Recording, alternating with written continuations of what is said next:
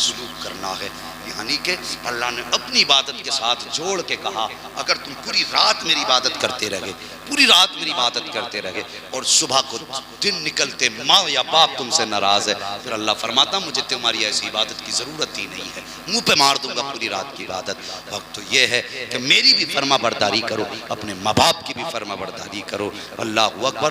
मशीयत ये चाहती है पूरी रात ईशा की नमाज पढ़ के सो जा और फजर में उठ और मुस्कुरा के बाप का चेहरा देख ले। पूरी रात सोता रहा है, एक बार मुस्कुरा के बाप को देख ले, अल्लाह तुझे हज मकबूल का सवाब अता फरमा दे। बेशक सुभान अल्लाह। बस माँ बाप फरमाबरदारी करें और मुआशरे का ख्याल करें। ये जो रस्में हैं ना, ख़त्म करो यार। ये लोग पहले जीना मुश्किल था, अब तो मरना भी मुश्किल हो गया लोगों के लिए। एक गरीब आदमी मरने से पहले कई बार सोचता है, बिस्तर पे बीमारी में हॉस्पिटल में बोतलें चढ़ती है ना, तो हिसाब ये लगाता या अल्लाह अगर मैं मर गया मेरे बच्चे खर्चा कहाँ से उठाएंगे। 1 क्विंटल उड़द भी भरने हैं, 2 क्विंटल शरबती का चावल भी आना है, कौम के पेट भी भराने हैं हमें। वो इस फिक्र में मर जाता है। तो यार ऐसा ना कर, गरीबों को मौत मजबूर, मौत बोझ ना बनाओ उन पे। कम से कम मुआशरे को इतना तो हल्का कर दो कि बंदा खुशी से जी ना सके तो कम से कम खुशी से मर तो जाए। कम से कम इतना तो कर लो। चनों में, तीजों में 1.5 क्विंटल चने आ रहे हैं, हद हो गई। सब लाख कलमा शरीफ होना है। इन उलमा से पूछिए, हमारे बुजुर्गों से पूछिए, बताएंगे। ये बड़े बूढ़े बताएंगे कितने किलो चने 1.25 लाख। 22-23 किलो में मेरे ख्याल से 1.25 लाख, 12.5 किलो नहीं, शेर है। चलिए अगर आपकी ये तहकीक है तो 12.5 किलो मान लो, लेकिन मेरी तहकीक में जो मैं जानता हूँ वो ज्यादा है। बहरहाल जो भी मिकदार है, हद से ज्यादा भी 25 किलो मान लो, ठीक है। क्योंकि चना भारी भी हो सकता, हल्का भी हो सकता, पतला भी हो सकता, मोटा भी हो सकता, कैसा ही भी कर लो। 25 किलो हद है, ठीक है जी। 1.25 लाख की हद है और ऊपर को 1 क्विंटल 25 किलो फालतू आ। और मजे की बात बताऊं तुम्हें, 1.5 क्विंटल चना पड़ गया, 1.25 लाख कलमा भी नहीं हुआ। 1.5 क्विंटल चना इधर से उधर हो गया भाई, और 1.25 लाख कलमा ही नहीं पूरा हुआ।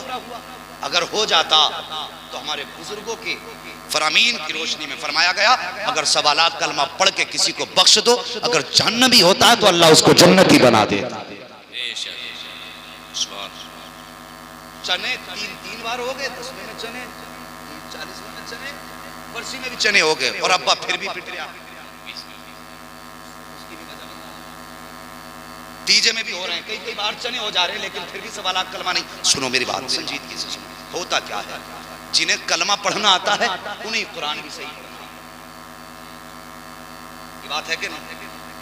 जिन्हें कुरान नहीं आता उधर ला इलाहा इल्लल्लाह रसूलुल्लाह, ला इलाहा इल्लल्लाह रसूलुल्लाह, पता ही नहीं क्या पढ़ गया। इनसे पूछिए, जब तक सही तलफ्फुज़ से आप कलमा नहीं पढ़ेंगे आपको कलमे का सवाब नहीं।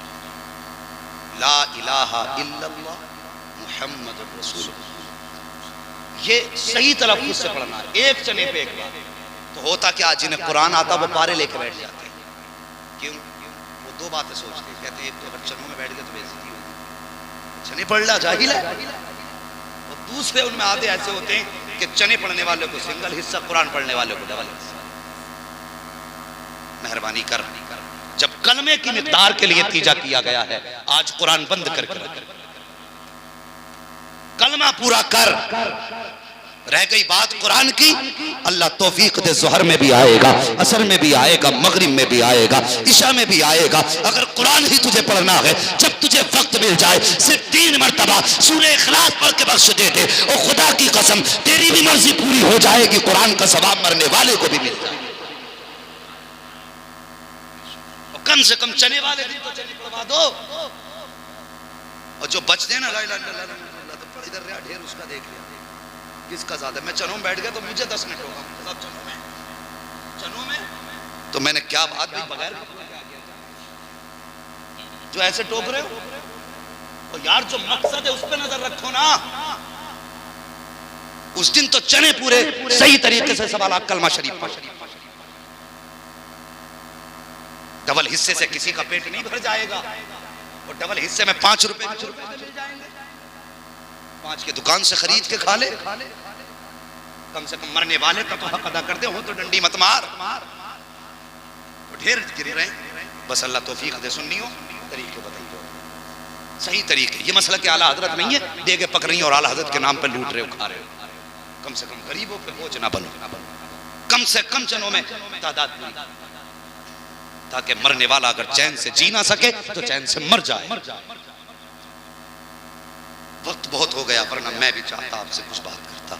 फरमाया गया माँ बाप के साथ अच्छा सलूक करो, उनकी फरमाबरदारी करो। उसके बाद फरमाया गया है कि बस फिर अगर तुम मेरी इबादत करोगे, अगर तुम्हारी माँ और बाप तुमसे राजी हैं तो थोड़े अमल लेके आ जाओगे, तुम्हारा खुदा भी तुमसे राजी हो जाएगा। अल्लाह तौफीक दे, माँ बाप की खिदमत करो। मैंने ये तज़किरा किया, अल्लाह और उसके रसूल का फरमान आप तक पहुँचाया इस नीयत से कि जिक्र का सवाब हाफिज़ रिजवान साहब की वालिदा मरहूमा को अल्लाह अता फरमा दे, और करवट करवट उनकी कब्र पर अपनी रहमतों को फरान की बारिश फरमाए। बस अपने बेटों को कम से कम एक बेटे को हाफिज़ ज़रूर बना लेना, एक बेटे को कम से कम कारी कुरान ज़रूर बना लेना, ताकि तुम्हारे मरने के बाद तुम किसी का मुंह ना तको कि कोई कब्र पे आके फाता पढ़े। बस एक बेटे को कम से कम हाफिज बना लो, ताकि वो कहीं भी कुरान पढ़े अल्लाह उसका सवाब तुम्हारी कब्रों में नाज़िल फरमाए। बस इल्म से दोस्ती कीजिए, अमल से दोस्ती कीजिए, उलमा की इज्जत कीजिए, मसाजिद और मदारिस से मोहब्बत कीजिए। अल्लाह तौफीक दे। तो बस मुस्तफ़ा जाने रहमत से सच्चा प्यार कीजिए। जो हुआ गलत उनको माफ़ फरमाए रब्बे कायनात। ज़िंदगी ने दिया साथ तो फिर होगी मुलाकात, चमन रहा फूल खिलेंगे, ज़िंदगी रही फिर मिलेंगे। मुसाफिर हैं हम भी, मुसाफिर हो तुम भी, किसी मोड़ पर फिर मुलाकात होगी। फ़कीरान आए सदा कर चले, सदा खुश रहो, ये दुआ कर चले। सारे लोग कलमा शरीफ पढ़ लीजिए। ला